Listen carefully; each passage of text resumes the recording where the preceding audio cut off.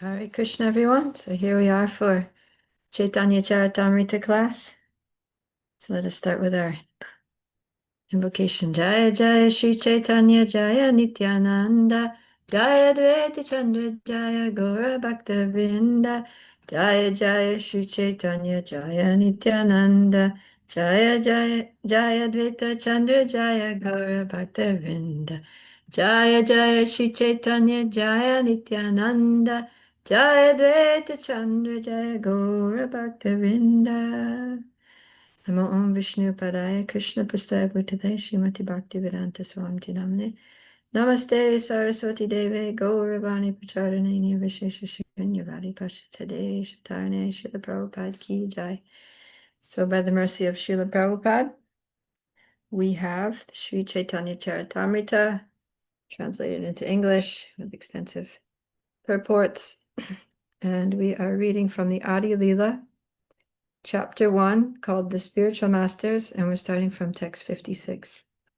So in this section, Srila Krishnadas Kaviraj is sharing some verses spoken by the Supreme Personality of Godhead to Lord Brahma.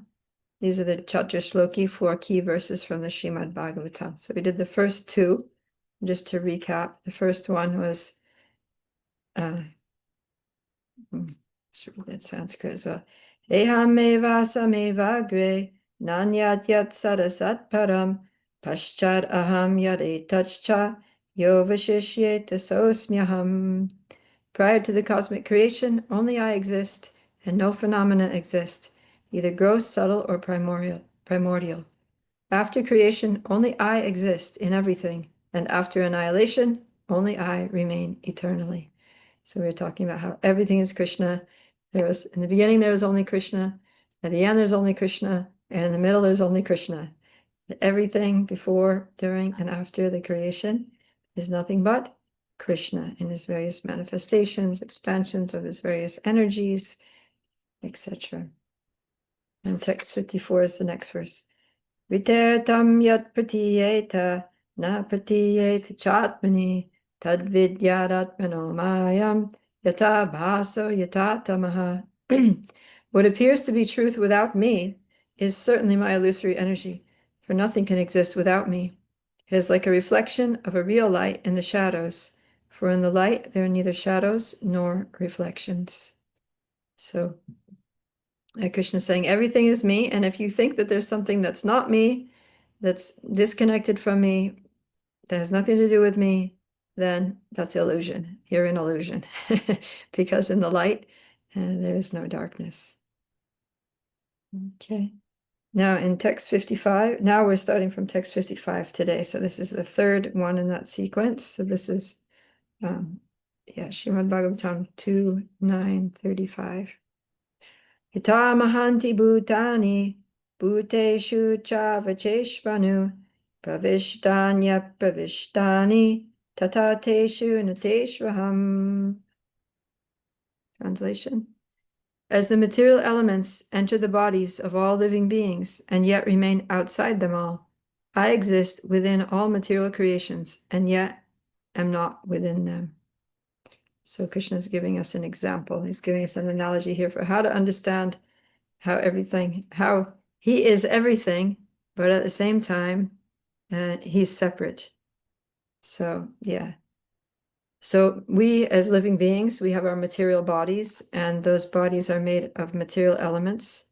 So it says the material elements enter the bodies of the living entities, but at the same time, they're also outside of us. So it's like, okay, I have this body here. It's made of earth, air, water, fire, ether, etc. But outside, there's also so many things, right, that are made of earth, water, fire, air, ether. There's the wall, there's the altar here, and so many things, everything. So the elements are in my body. They're also outside of my body.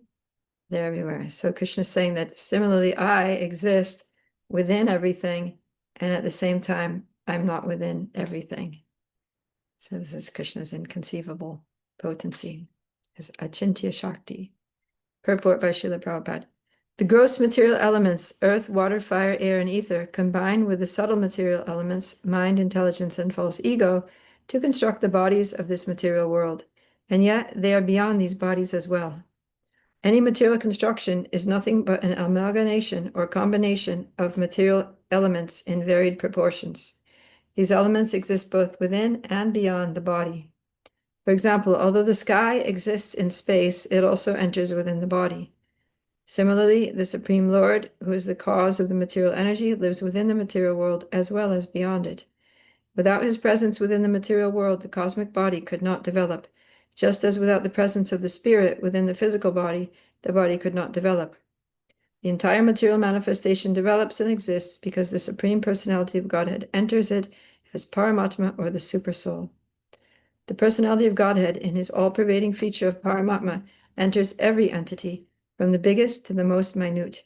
His existence can be realized by one who has the single qualification of submissiveness and who thereby becomes a surrendered soul. The development of submissiveness is the cause of proportionate spiritual realization, by which one can ultimately meet the Supreme Lord in person as a man meets another man face to face. Wow. Prabhupada's giving us the secret here. So he's saying that the Lord is present within this universe, just like the soul is present in the body. And just like, if there's a child's body, say there's a 5-year-old child, and then if somehow untimely the child dies, the soul leaves the body, then that small body is not going to grow. But as long as the soul's in the body is going to grow. So, Prabhupada says that the same thing. If Krishna, if the Lord as Paramatma did not enter into the universe, then this universe would not develop. It wouldn't become what it is. It wouldn't keep going the way it is. So the Lord's present here, and the fact that the sun rises every morning on time, sets on time, that the clouds form, water's being evaporated, water's coming back down as rain, all the planets are staying in orbit, all the seasons are going at the right timing. It's not getting too hot that we all burn to death. It's not getting too cold that we all die of hypothermia. So the fact that all these things are happening in a very regulated and scientifically predictable way is evidence that Krishna is here as the supreme manager, and he's managing the whole universe. It says that all the planets are, the whole universe, all the universes are existing and staying in place because of Krishna's holding them. Just like, somebody may hold a bunch of dust in their hands. And if Krishna would decide to just throw the dust, all the planets would be in disarray. So we're lucky he doesn't do that. So now Prabhupada, he's giving us this insight here that how to understand this. This is so inconceivable. How to understand Krishna's presence and the way that he's very active and attentive within this universe. And Prabhupada says his existence can be realized by one who has the single qualification of submissiveness. So that's the quality that we need to be able to understand Krishna, to feel his presence, to realize his involvement in this world, is by just being submissive, just being a surrendered soul. So we're studying this Caitanya Caritamrita, and it's giving us, Krishna's Kaviraj is delivering a lot of transcendental knowledge, both from his own realizations and experience, and also he's sharing so many references to different scriptures, the Lord's own activities and conversations with his associates. And so if we surrender to Krishna, surrender to Lord Chaitanya, surrender to the process that has been given to us by Srila Prabhupada for approaching them, then we can realize all these things. And he says that the development of submissiveness is the cause of proportionate spiritual realization. So to the extent that we surrender and become submissive to Guru, Sadhu, and Shastra and the Lord, to that extent, we're going to have spiritual realizations. If we try to challenge the Lord, like, just show me God, or, prove that you're, a spiritually advanced person, or, we start making demands, and we become disrespectful and challenging, then we're not going to realize anything. We're just going to remain in our darkness of ignorance.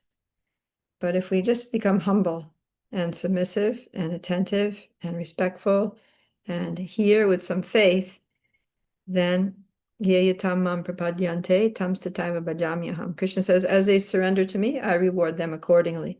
And the way he rewards us is by giving us realizations, by revealing himself. And then gradually, he reveals himself more and more until the point that, as Srila Prabhupada says at the end of this first paragraph, that one can ultimately meet the Supreme Lord in person as a man meets another man face to face. There's one purport in Srimad Bhagavatam says how Lord Brahma, when the Lord appeared before him, Lord Brahma was standing face to face with the Lord, and that Krishna shook his hand. Hi, Rama, nice to meet you. So like that, we'll be able to see the Lord face to face, and be able to shake his hand. So second paragraph of the purport. Because of his development of transcendental attachment for the Supreme Lord, a surrendered soul feels the presence of his beloved everywhere, and all his senses are engaged in the loving service of the Lord. His eyes are engaged in seeing the beautiful couple, Sri Radha and Krishna, sitting on a decorated throne beneath a desire tree in the transcendental land of Vrindavan. His nose is engaged in smelling the spiritual aroma of the lotus feet of the Lord. Similarly, his ears are engaged in hearing messages from Vaikuntha, and his hands embrace the lotus feet of the Lord and his associates. Thus the Lord is manifested to a pure devotee from within and without. This is one of the mysteries of the devotional relationship in which a devotee and the Lord are bound by a tie of spontaneous love. To achieve this love should be the goal of life for every living being. Wow, so this is very sweet. This is the goal of life, to achieve love for Krishna. And by development of love for Krishna, we feel the presence of our beloved everywhere. So that's the way, like Lord Brahma says, Premanjana charita bhakti vilochanena santa sadaiva hridayeshu vilokayanti yam shama sundara achintya guna swarupam govindamadi purusham tamaham bhajami. That when our eyes are smeared with the ointment of love, then we can actually see Shama Sundar, we can see Lord Krishna, beautiful, beautiful Krishna with a blackish complexion, just like a rain cloud. We can see him everywhere. We can feel his presence everywhere.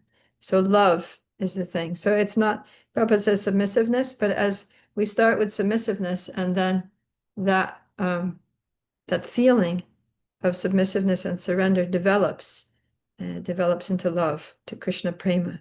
And that prema becomes just like an ointment on our blind eyes. So right now we're basically in a state of blindness where Krishna is everywhere, but we can't see him.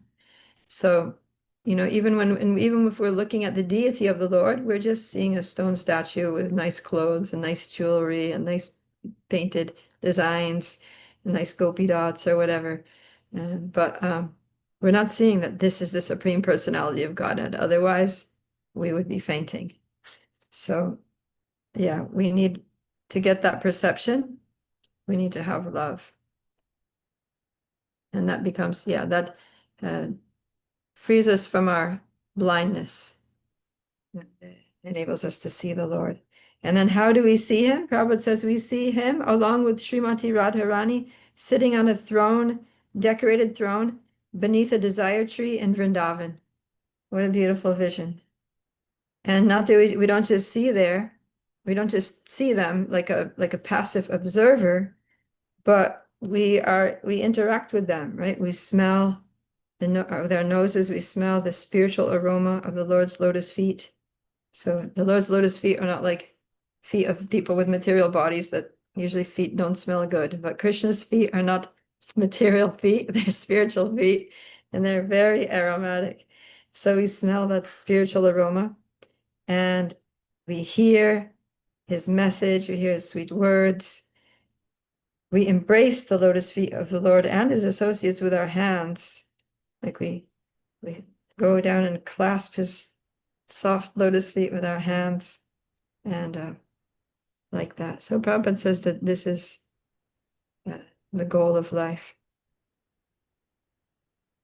Okay, so yeah, he has described how Krishna exists within the material universe as Paramatma, and the universe is going on because of his presence, but how Krishna also exists outside of the universe in his transcendental abode of Sri Vrindavan Dham, Goloka Vrindavan, accompanied by Srimati Radharani and all their associates, and they're sitting on a golden throne underneath the desire tree. So different ways that the Lord manifests himself simultaneously and inconceivably. Okay, so now we'll go to the next verse, which is text 56 of Adi-lila chapter 1. Etavadeva jigyasyam tatvajigyasunatmanaha anvaya vyatirekabhyam yatsyat sarvacha sarvada. This is a very ecstatic verse. So now the Lord, this is the Lord speaking, he says, a person interested in transcendental knowledge must therefore always direct truth. The translation here is a little different from the translation that's given in the Bhagavatam. I'm just going to go to that Bhagavatam translation now because I like the way it flows. Just bear with me here when I open up my database.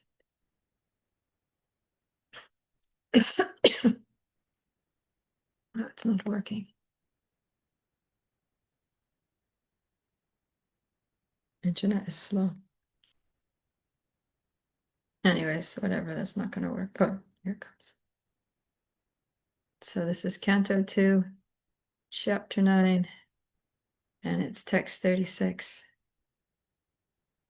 I'm surprised it doesn't give the verse reference in the purport of CC.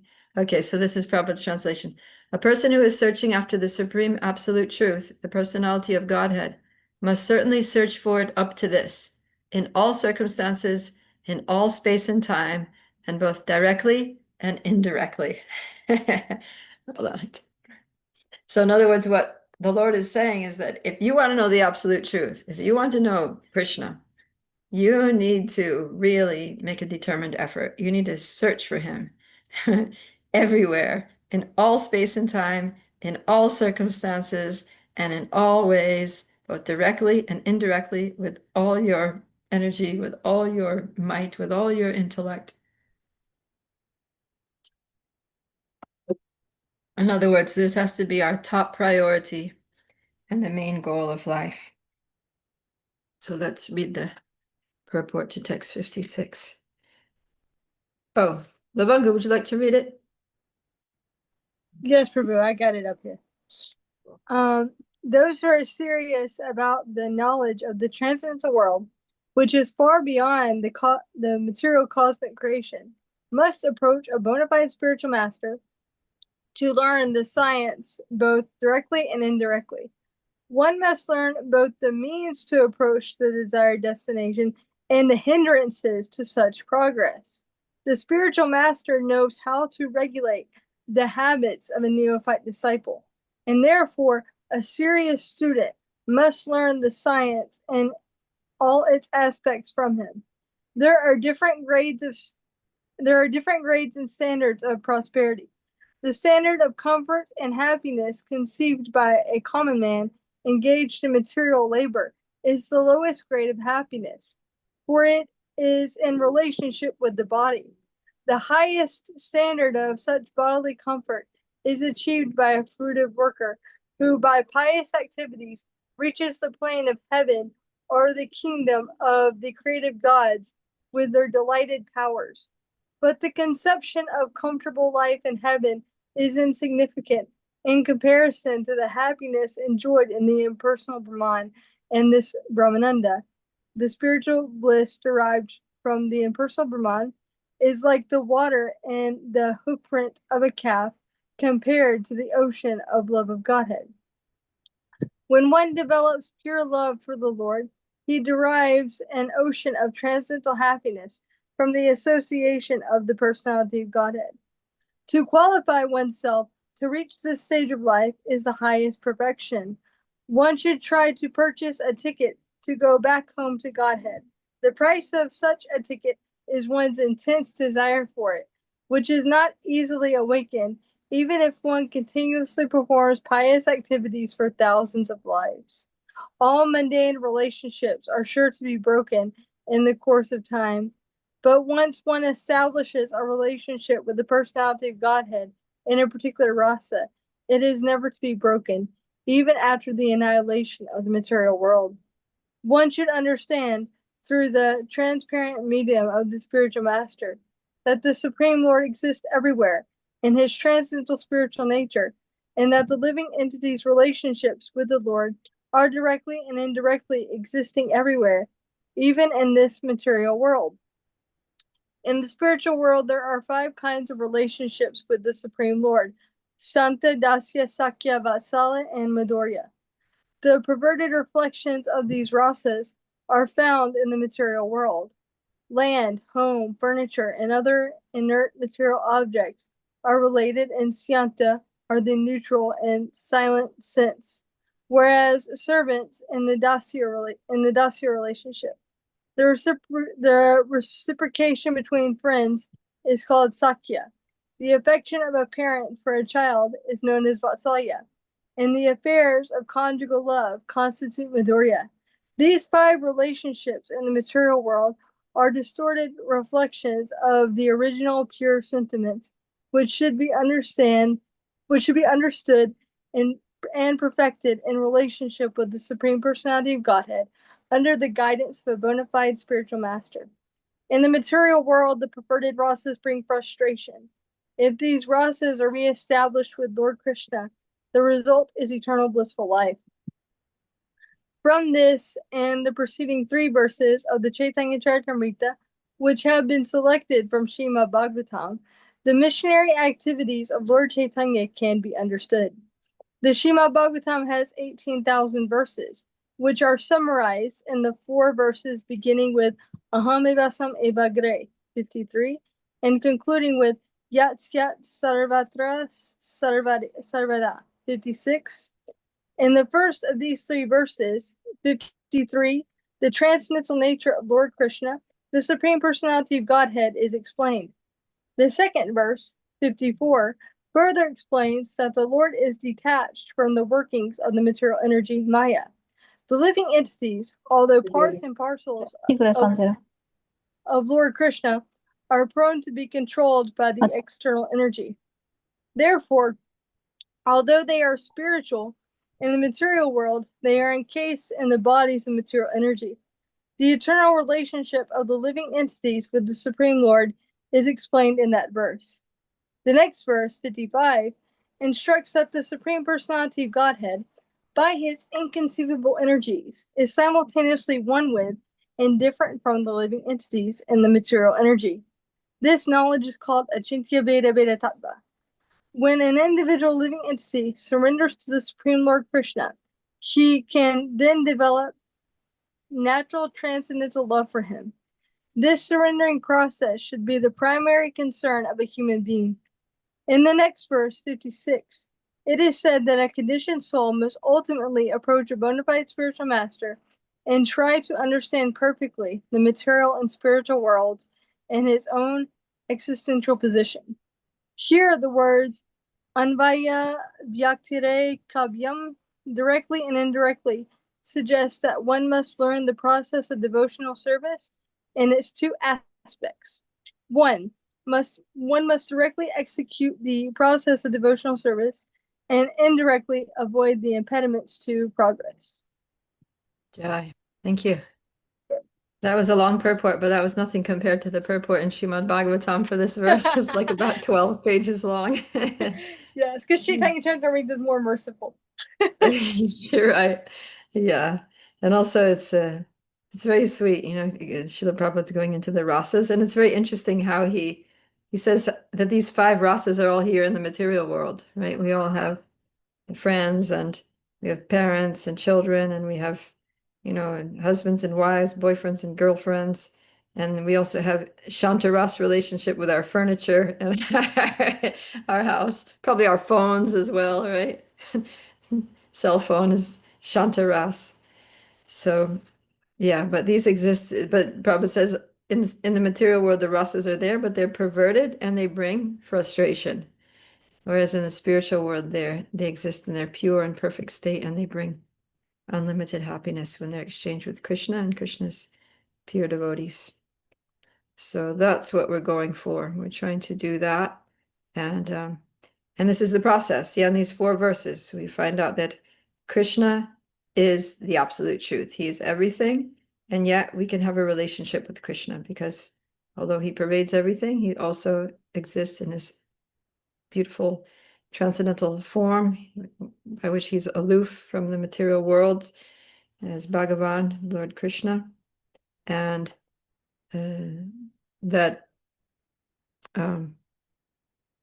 that we have to really make reestablishing our loving relationship with him the goal of our lives and do everything we can directly and indirectly to reestablish that relationship. So directly means following all the do's, chanting our 16 rounds, studying Prabhupada's books, doing all the processes of devotional service that Rupa Goswami lays out in the Nectar Devotion. Srila Prabhupada taught us and set, standards for ISKCON. And then avoiding the things that are unfavorable for devotional service. So that's indirectly, right? We need to know what is favorable and what is unfavorable. And directly means doing the favorable things, and indirectly means not doing the unfavorable things. So in both ways, yama and niyama, we have to stay on walking the tightrope of devotional service, crossing over this material world. So it's okay. Let us. Oh, now we're going to have a nice verse by Bilvamangala Thakur. So let's go to text 57. Let's see it. This looks like Brahma Samhita.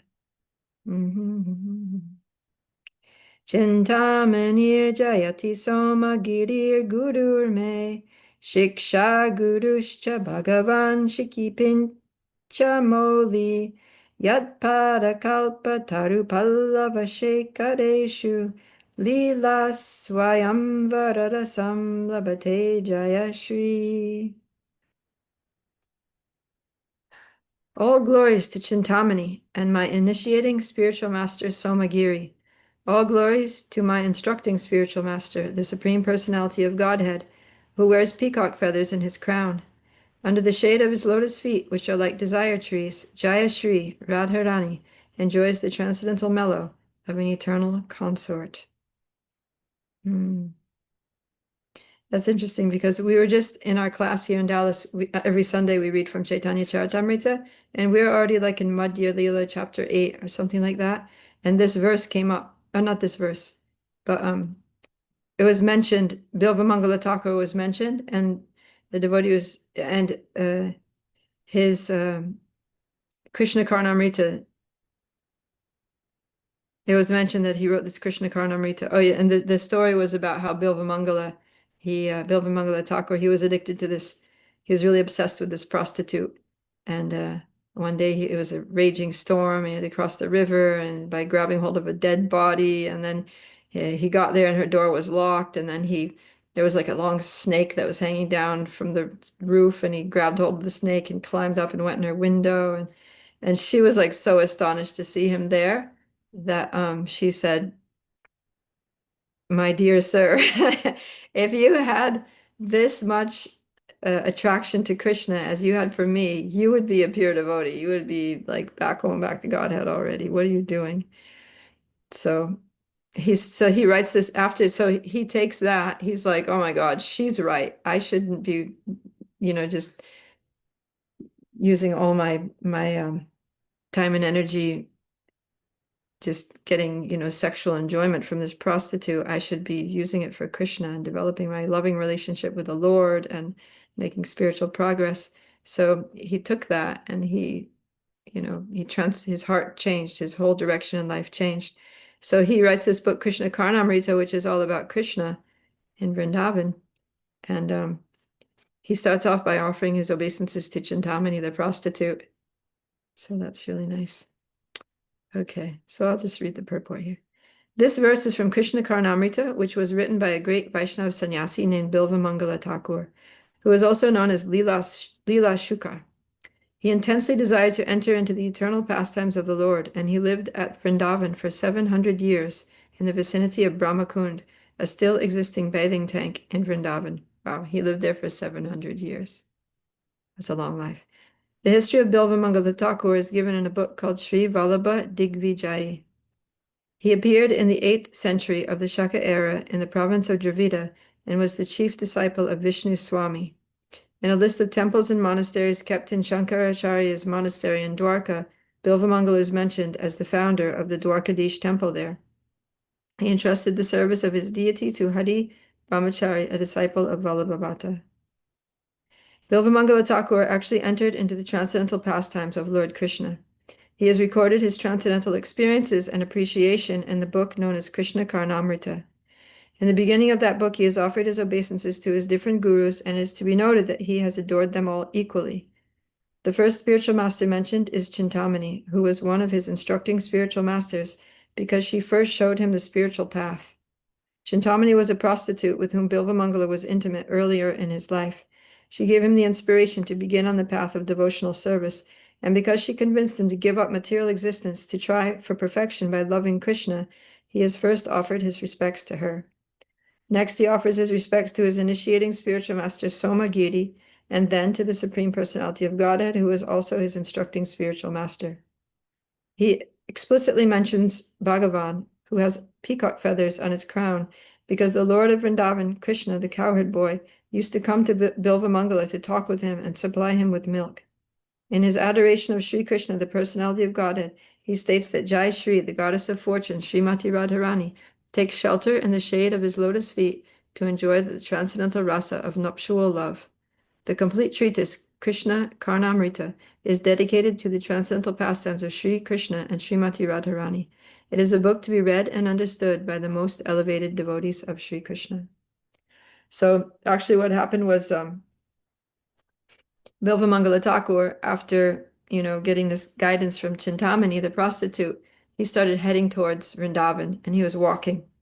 And on the way, one day he was walking past a pond where this beautiful young woman was taking her bath. So, she was there with her clothes, and she was all wet, and the clothes were sticking to her body, and he was seeing her beautiful form, and he became attracted to her. So, yeah, he was kind of like, you could say a new devotee who is still not free from, the attractions of the senses. So he was attracted to this woman, and he was so attracted that he followed her home. And then she went inside the house. He was like a little distance behind her, but he was like, keeping an eye on her and following her. So she went in the house, and he just stayed sitting on the porch. And then her husband, noticed that there was a man on the porch, and he went out and he said, "Oh," and by that time, Bilvamangala Thakur, he was already dressed as a sadhu because he was, he was trying to change his life, and he was on his way to Vrindavan to just surrender to Krishna. Anyway, so he's on the porch, and the man of the house comes out and says, "Oh, my dear sadhu, I'm blessed that you've graced my home with your presence. How can I serve you? What would you like from me?" And then Bilvamangala, he said, "Actually, I was attracted to your wife, and my request is that you allow me to embrace your wife." It's basically spend some time with your wife. And this person was like, he was a very pious householder, and he was thinking, well, we need to do anything to satisfy the sadhus. And so he requested his wife to come, and he said, please go and, fulfill the desires of this sadhu. So then they went into the room, and so he was alone with the wife. And then he said, she was kind of all shy and nervous, and she said, "Okay, dear sadhu, what can I do for you?" And he said, "Please bring me 2 hairpins." And they would use the pins to like keep their kind of like bobby pins or something. Anyway, so she came with the 2 hairpins, and then he just took those hairpins and he went, "Ugh," and he gouged out his eyeballs with the hairpins, and he blinded himself. And she was aghast. She was just like, "Oh my God, this is like a lot. And she said she went running out to her husband. She said what he did, and then the husband ran in and he said, Sadhuji, like, what have you done? What is the meaning of this? He said, oh, these eyes, due to these eyes, I keep getting distracted from my Krishna consciousness. So I'm rejecting these as unfavorable to my devotional service. So then he just left. And, he didn't touch the man's wife at all. So he left, and then now he's blind, and he's just walking somehow or other, walking to Vrindavan. And by the grace of the Paramatma, he gets to Vrindavan and he sits down there and he's just chanting and singing and praying and meditating. And Krishna reciprocates with his surrender, right? Like we were hearing that when somebody is in proportion to their submissiveness and surrender, then Krishna reveals himself. And of course, we don't require material eyes to see Krishna. What we need is spiritual vision. So Krishna revealed himself not to the eyes, which anyways were useless because they were blind, but he revealed himself within the heart of Bilvamangala Thakur. And Bilvamangala Thakur was able to see him in his beautiful transcendental form, along with Radharani and all their associates, and all the pastimes were just unfolding in his heart and mind. And so somehow or other in his blindness, I don't know if he had an assistant or something, but he managed to write a book, this book, Krishna Karnamrita, in which he was describing everything that he saw, the transcendental pastimes of the Lord. So this is the mystical nature of Krishna consciousness. Yeah, Lavanga? I was just thinking, there's these examples in Shastra of people that seemingly did these horrible things, but like got to the supreme destination, like Bhumangala Thakur. Basically, he thinks about going after somebody else's wife, and then he was attached to this prostitute. And just to another detail to that story, I've heard it said that he even like left his father's funeral to go after this prostitute or something like that. Yeah. And then you hear about like Ajima, right? Who became a criminal and did all these horrible things, and he ultimately attained the supreme destination. So I don't know, like, and then there's like Jagai and Madai. So I guess it gives some hope because sometimes we can think, oh, how will I ever like go back to Godhead? I have all these attachments, but yet there are these people that did these horrible things that ultimately like made it. Yeah. And so That's nice, right? It's kind of reassuring. Okay, there's you're hope right. for me. There's hope for me. Yeah. Yeah. Krishna is very merciful. I mean, he's astonishingly merciful, right? That's that verse from third canto. It says, Aho bhaki yam stanakala kutam. Aho, it's just, oh my God, it's like amazing that Krishna is so merciful that he gave Putana, who tried to kill him with poison from her breast, he gave her the position of one of his nurses, like an assistant to Mother Yashoda in Goloka Vrindavan. She didn't just get liberation and go to Brahmajyoti. She didn't just go to Vaikuntha. She went to Goloka, and she's there in the house and, helping Krishna like a nanny, taking care of him. So pretty incredible. Yeah. So we just need to hold on to Krishna's lotus feet. Don't let go. Yeah. Okay. Let's go to text 58. Jive sakshad nahi tate guru chaitya rupe shiksha guru haya Krishna mahanta swarupe. Yeah, so these verses the topic is the spiritual masters. So we heard here Bilvamangala's spiritual masters. Before that, we heard the instructions of Lord, we were hearing about Lord Brahma and his spiritual master, who is the Lord, giving him those 4 instructions. And Krishna's Kaviraj is offering respects to his own spiritual masters. So, Lavanga, would you like to read the translation and purport? Yes. 58. Since one cannot visually experience the presence of the Supersoul, he appears before us as a liberated devotee. Such a spiritual master is none other than Krishna himself. Purport. It is not possible for a conditioned soul to directly meet Krishna, the Supreme Personality of Godhead. But if one becomes a sincere devotee and seriously engages in devotional service, Lord Krishna sends an instructing spiritual master to show him favor and invoke his dormant propensity for serving the Supreme. The preceptor appears before the external senses of the fortunate conditioned soul, and at the same time, the devotee is guided from within by the Chaitra Guru, Krishna, who is situated as the spiritual master within the heart of the living entity. Jai. Yeah, so he's saying that we were talking about how Krishna comes face to face, we can shake his hand, but this is not possible for a conditioned soul. This happens when we're totally purified.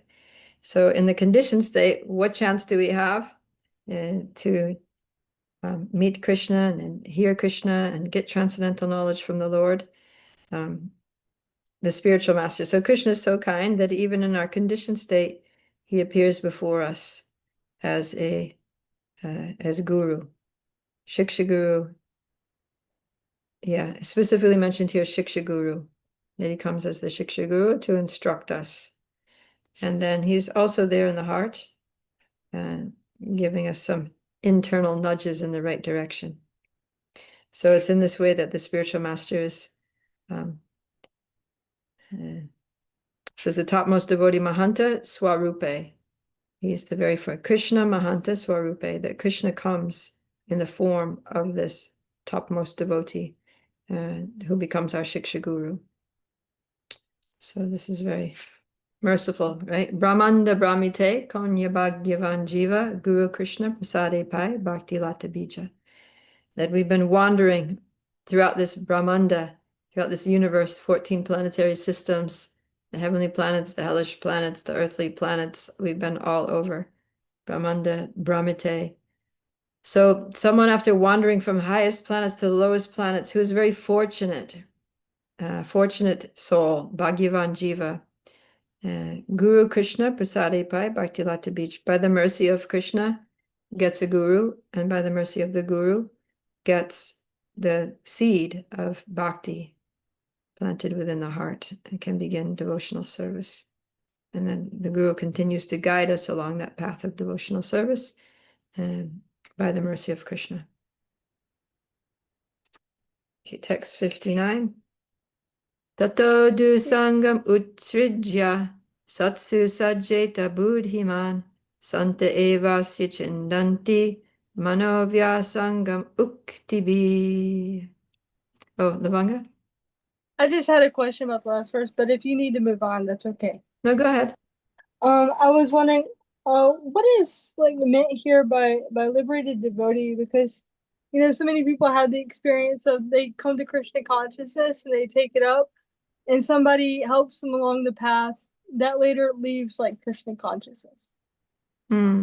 So, anyway, so when it says he appears before us as like a liberated devotee, what is meant by liberated? I mean, that word liberated is not actually here in the Bengali, right? Jive sakshat nahi tata guru chaitya rupe shiksha guru haya Krishna mahanta swarupe. It just says shiksha guru. Prabhupada translates it liberated devotee. Oh, okay, I see. Yeah, because it's like you say, we have so many people that help us in our spiritual life, and they may not be liberated, right? They may just come along at some time and give us some good advice that helps us. Yeah. But the thing is that, Krishna, he's very strategic and he's very clever, and he uses all kinds of people to help us come to him. So he'll, of course, the most powerful messages are probably going to come through a liberated soul, the topmost devotee, the Mahanta. But even non-liberated souls, Krishna can speak through them, right? He can empower them to say the right thing at the right time in order to keep us on the right track. So, yeah, even if they're not liberated, they can still be representatives of Krishna. Not in every way, but in the way that Krishna needs to represent himself in that time, place, and circumstances. Yeah, that's why, I mean, Chintamani probably wasn't a liberated soul. I mean, she was a prostitute, right? But she was his Shiksha guru, and he offers her obeisances as a representative of Krishna, because the words that she spoke, that was inspired by Krishna from within her heart. Say this now to this devotee, to this person, because he needs to have a wake-up call. And yeah, who knows what happened after her after that, whether, but Bilvamangala Thakur went on to perfect his life in devotional service. Okay. Thank you. And also, I guess now that you were speaking, it also mentions Krishna as Chaitya Guru in the purport. And, Krishna in one sense is the ultimate guru. So, he's leading us in the right direction. Yeah. Yeah, and that, I mean, it's so interesting because Chaitya Guru, the Paramatma, it's the same Paramatma in my heart, in your heart, in everyone's heart, in the heart of all living beings. It's not like there are two Paramatmas. There's one who expands and who knows what's going on in everyone's heart and mind. And so from within my heart, Paramatma is, guiding me and prodding me and trying to direct me in the right direction. And also, if someone comes along in my life uh, that and I need some instruction, then the Paramatma in the heart of that person knows what's going on in my heart and mind because he's also in my heart. And so he can inspire that person to say what I need to hear, even if that person doesn't even know me. Right? That happens all the time, right? You have some question or some doubt, and then you go to Bhagavatam class, some random devotee that has no idea who you are or what your situation is, just says exactly the right thing to answer your question or resolve your doubt, right? So that's the Paramatma. So it's nice. It's kind of exciting, as teachers and mentors, we can, if we can surrender ourselves to Krishna and let him speak through us. Sometimes he does that. All right. So text 59. One should therefore avoid bad company and associate only with devotees. With their realized instructions, such saints can cut the knot connecting one with activities unfavorable to devotional service. Purport. This verse, which appears in Srimad Bhagavatam 11:26-26, was spoken to Krishna, by Krishna to Uddhava, in the text known as Uddhava Gita. The discussion relates to the story of Pururava and the heavenly courtesan Urvashi. When Urvashi left Pururava, he was deeply affected by the separation and had to learn to overcome his grief. It is indicated that to learn the transcendental science, it is imperative that one avoid the company of undesirable persons and always seek the company of saints and sages who are able to impart lessons of transcendental knowledge. The potent words of such realized souls penetrate the heart, thereby eradicating all misgivings accumulated through years of undesirable association. For a neophyte devotee, there are two kinds of persons whose association is undesirable. One, gross materialists who constantly engage in sense gratification, and two, unbelievers who do not serve the Supreme Personality of Godhead, but serve their senses and their mental whims in terms of their speculative habits. Intelligent persons seeking transcendental realization should very scrupulously avoid their company. Yeah, so one is atheists, and the other is people who may believe in God, but approach him only for material things. So, yeah, both of those kinds of association are undesirable. So, yeah. Lord Chaitanya says later that asat sangatyag e Vaishnava achar, that the characteristic behavior of a Vaishnava is asat sangatyag, that they give up the association of non-devotees. And that's necessary because when we associate with such people, then it tightens the knot. or it makes the knot more knotted. You know how sometimes you tie a knot and then you tie another knot on top, like a double knot in your shoelaces so they don't come untied or something. You can do like a double knot and a triple knot and a quadruple knot.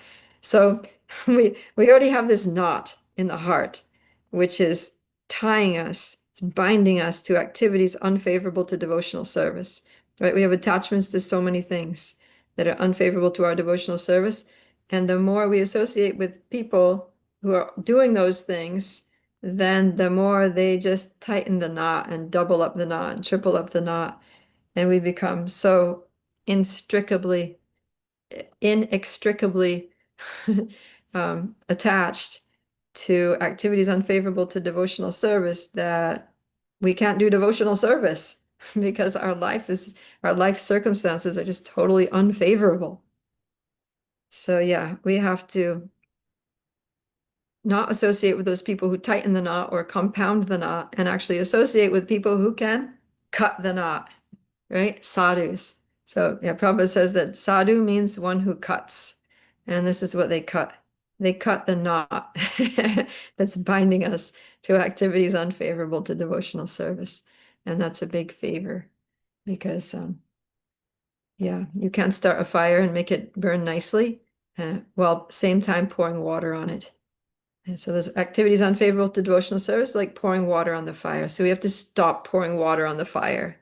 And at the same time, we have to fan the spark and put wood on it gently at first, small twigs and bigger sticks. And then we can start putting some small logs, bigger logs. And then we have a huge blazing bonfire of devotional service that burns to ashes all the reactions of our past misdeeds, good and bad karma is all gone.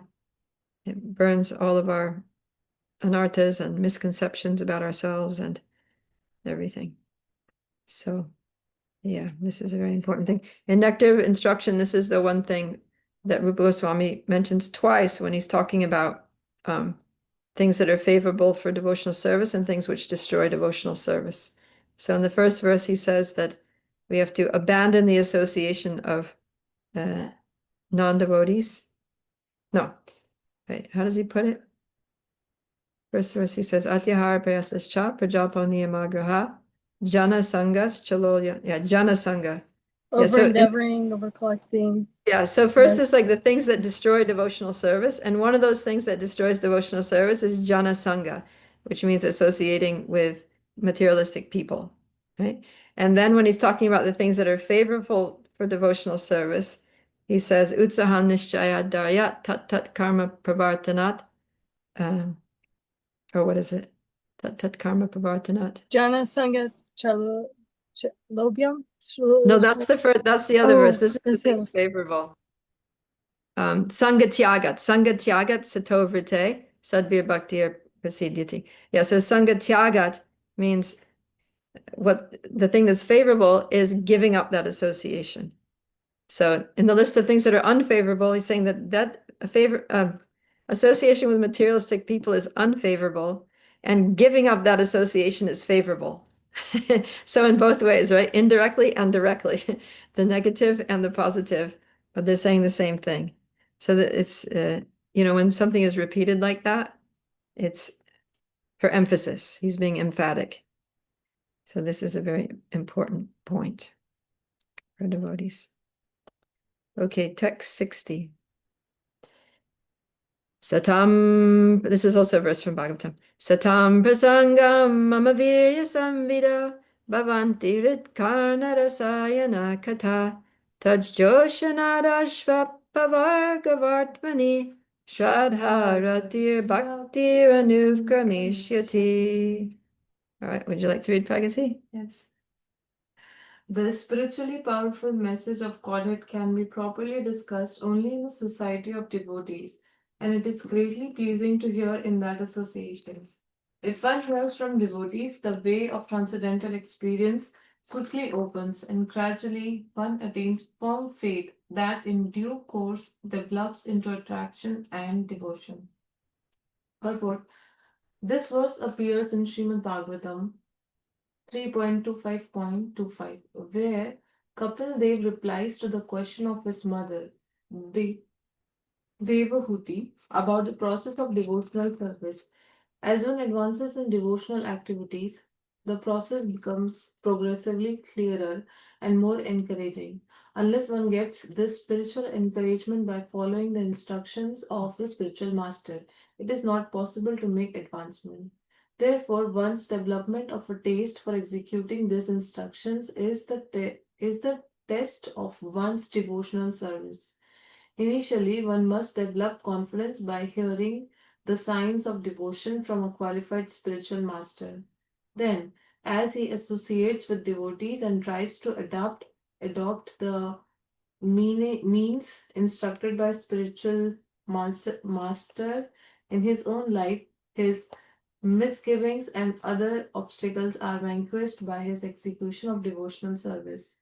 Strong attachment for the transcendental service of the Lord develops as he continues listening to the message of Godhead, and if he steadfastly proceeds in this way, he is certainly elevated to spontaneous love for the Supreme Personality of Godhead. Jai. So, yeah, we were talking about how when we have love for Krishna, we can see him everywhere, can see him face to face. And now this verse is talking about how that love develops by association with nice devotees. So he says, Satam prasangam mama virya sambhava, that in the association of devotees, naturally we're going to hear about Krishna, because pure devotees like to talk about Krishna. Mat chitta, mat gata pranam, bodhayanta prayas param. Anyways, tushyanti cha ramanti cha. They engage, they are always, the thoughts of my pure devotees always dwell in me, and their lives are fully devoted to my service, and they derive great satisfaction and bliss from always enlightening one another and conversing about me. So if we stay with those devotees who are always conversing about him, then we're also going to join the conversation and be enlightened and engage in Krishna Katha with them. And then, yeah, Bhavanti Hrit Karna Rasayana Katha. The Krishna Katha is like a rasayana. It's like a sweet juice that goes into the ear and to the heart. Hrit Karna Rasayana. Goes into the ear and it goes to the heart. And then what does it do there in the heart? Touch Joshnad Ashva Varga Vartmani. It basically waters the bhakti lata beads, right? Joshnad. It cultivates our bhakti, and it very quickly propels us along the path of liberation, along the path back to Godhead. And we proceed, anukramishiti means step by step. We make progressive steps through Shraddha, Ratir, and Bhakti. Shraddha means faith, Rati means attraction, and Bhakti means love and devotion. So then in the purport, Prabhupada is talking about how, yeah, just from taking shelter of a spiritual master, submissively and attentively hearing from the spiritual master about Krishna and trying to serve that spiritual master, then all the obstacles are vanquished. And then very quickly, we make progress on the path from Shraddha, Sadhu Sangha, Bhajana Kriya, Anarthanavritti, Nishta, Ruchi, Asakti, Bhava, and Prema. But in a general way, he's going through those stages from Shraddha to Prema. And it all comes from associated with devotees, hearing from them about Krishna. Okay, text 61. Ishvara Swarupa Bhakta Tanra Adhishtana Bhaktera Hridaye Krishna Satata Vishrama.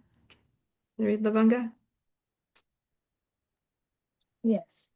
A pure devotee, constantly engaged in the loving service of the Lord, is identical with the Lord, who is always seated in his heart. Purport. The Supreme Personality of Godhead is one without a second, and therefore he is all-powerful. He has inconceivable energies, of which three are principal. The devotee is considered to be one of these energies, never the energetic. The energetic is always the Supreme Lord. The energies are related to him for the purpose of eternal service. A living entity in the conditioned stage can uncover his aptitude for serving the absolute truth by the grace of Krishna and the spiritual master. Then the Lord reveals himself within his heart, and he can know that Krishna is seated in the heart of every pure devotee. Krishna is actually situated in the heart of every living entity, but only a devotee can realize this fact. Yeah.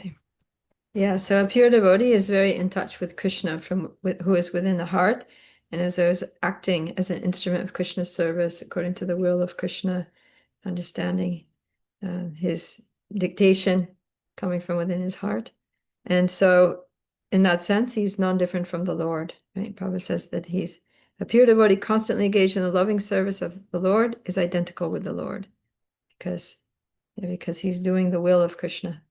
So in that way, he's like an extension of Krishna. He's like the arms of Krishna in this world, doing Krishna's work for Krishna's pleasure.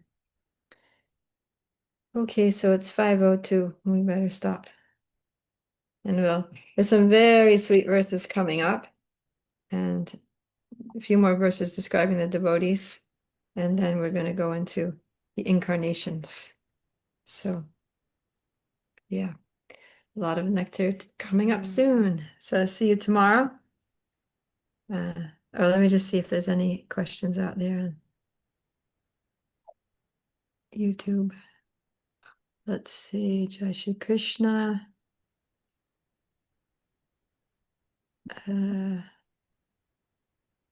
Yeah, somebody's feeling frustrated that I'm not interacting with the comments. But yeah, because I'm on Zoom, then I'm looking at the Zoom screen and I can't see what you guys are saying, but I always check in at the end. So anyways, thank you for being here, and Soldier Boy, thank you for understanding. And Quiz Crafters Buzz, come back and listen anyway. Alrighty. Thank you all very much, and Srila Prabhupada Ki Jai.